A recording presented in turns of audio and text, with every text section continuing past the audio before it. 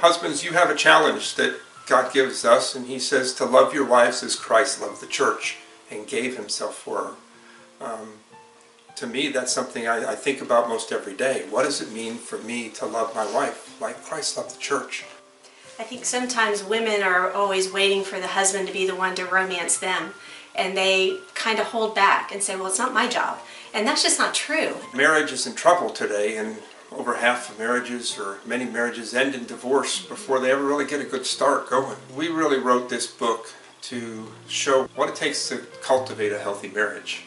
Consider all the relationships that you have in your life. There's none like your marriage relationship. There's no other relationship where you have a ceremony built around the establishment of that relationship as husband and wife. And it's precious. And for some reason, many marriages think nothing after the marriage. They put more effort into planning the wedding than they do in planning the days that follow. And actually, the days that follow are so much more important. Well, this book is designed not to be something you just sit down and read through in one sitting. It's a tool. It's something we use each day as we think about how do we grow our marriage, how do we cultivate the vineyard of our marriage. And so we have healthy marriage tips. You can read daily. Each one might build upon another one.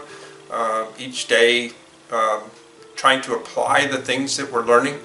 It's one thing to just be a hearer. It's another thing to be a doer. So application is critical. Wives, we're called to love our husbands and to pour out that affection to them. And as you do that, then it spurs your husband on to do the same.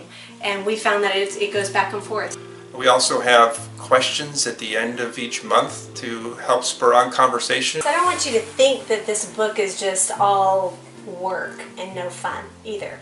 At the end of every month, we have date night prompts that gives you fun ideas of how to do something together. This isn't just so that we have happy marriages, but this is to benefit our children, to benefit their children. We hope that our tips will help, and we can't wait to hear some of yours.